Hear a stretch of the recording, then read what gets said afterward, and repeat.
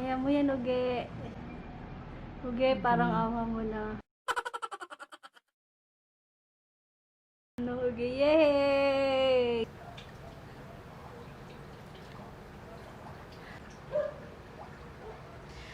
Kung naisipan mong mag-ayos ng room or i-transform yung room nyo, well, ito na ang sign para simulan mo na ang transformation. And gusto ko pala mag-thank you sa 35 subscribers ko. Thank you so much. Kung hindi mo pa napapanood, yung first video ko, ilalagay ko sa description box yung link para mapanood mo. What we do here is go back.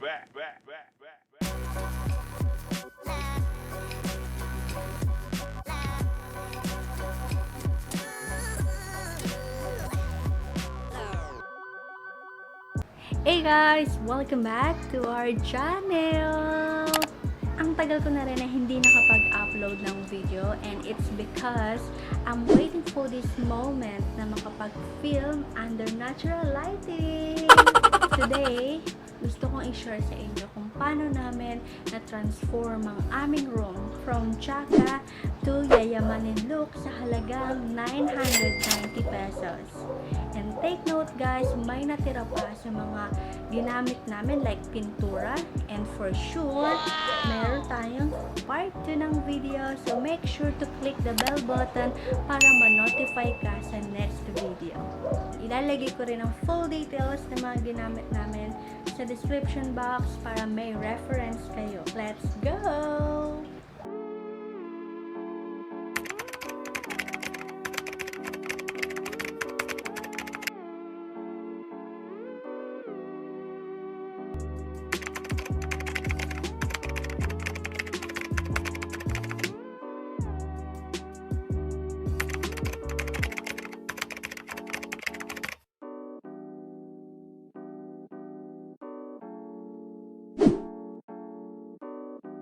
Ito ang itsura ng ating wall and wood type siya guys. Kakapintura lang daw nito last month at ang ginamit na pintura is for cement kaya nagkaganito siya. Oh no! Ngayon, gagamit pa rin tayo ng pintura for cement pero this time, dadamihan natin ang pag-apply. Feeling ko kasi tinapid yung pintura before kaya siya nagkaganon. Davies Sun and Rain Elastomeric in color gray delight ang aming napiling color, and akala mo color white siya pero kapag nahalo at na-apply mo na, nagiging gray siya. I will leave it to my brother since marunong siya mag-paint and ako ang in charge sa pag-video.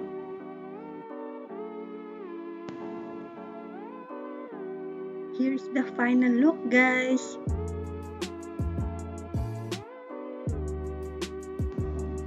Next target ay itong wall na ito. Wood type din siya and ang gagamitin nating paint is katulad ng ginamit natin kanina.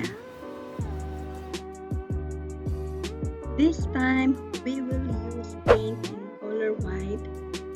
Ito ay intended for wood and ang pangalan niya ay Quick Dry Enamel.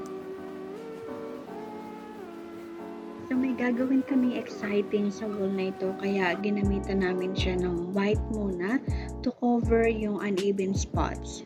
So please keep on watching!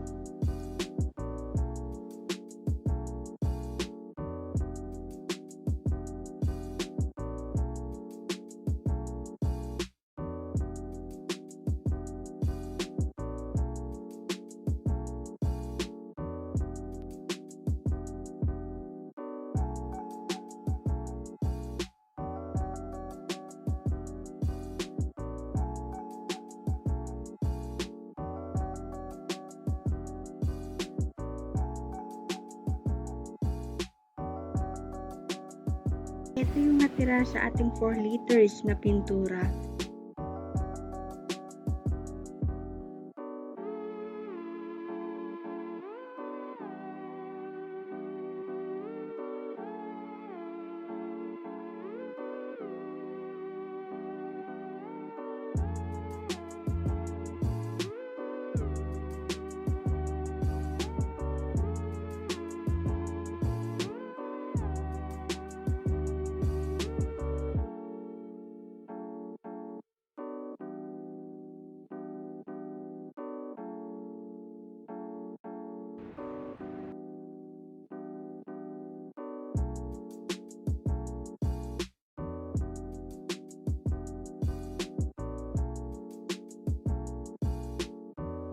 Ito yung wall na pinatungan natin ng white at gagawa natin siya ng geometric design. Pwede nyo i-check sa Pinterest yung mga sample designs. Ang ginamit namin ay 3/4 inch masking tape.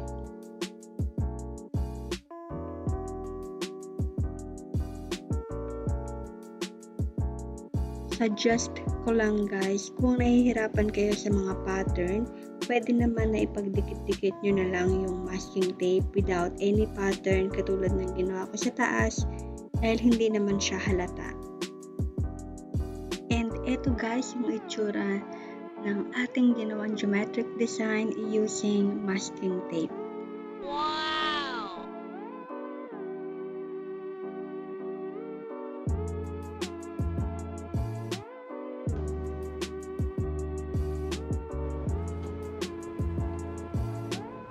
Matapos nating pinturahan ng color gray ang lahat ng walls, eto guys ang natira sa 4 liters. Gagamitin natin to sa part 2. Eto guys ang resulta habang hinihintay natin matuyo ang pintura na may masking tape. Super linis na niyang tingnan sa halagang 990 pesos. Naghintay kami for 15 minutes bago tanggalin yung tape. And let's go sa pagtatanggal ng masking tape. Dahan-dahanin nyo lang guys ang pagtatanggal.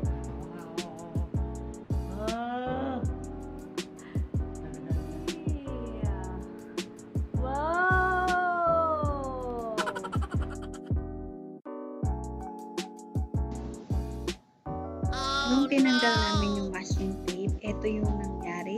Kahit dahan-dahan namin tinanggal yung tape, may mga parts pa din na hindi maganda ang result. But don't you worry guys, we'll show you kung paano namin na-fix.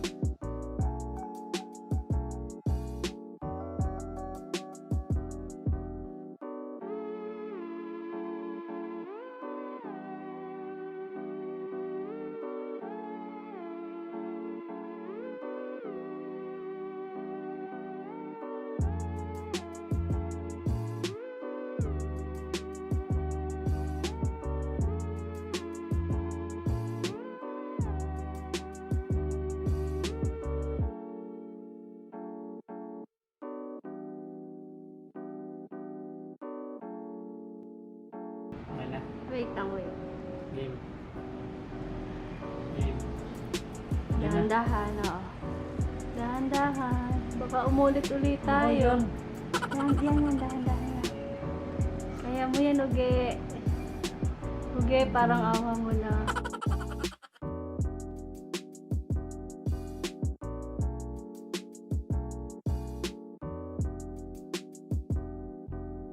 Pinakadulo na ganun. Almost done. Yay!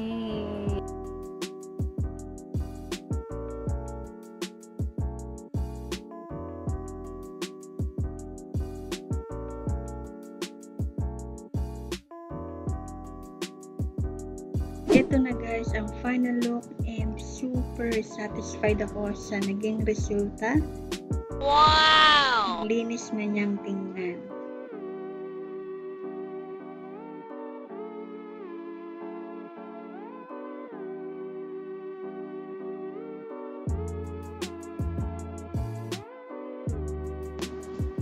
Kung paano namin napaganda yan sa floor, bed, at kung saan namin nabili yung kurtina, abangan nyo po sa part 2.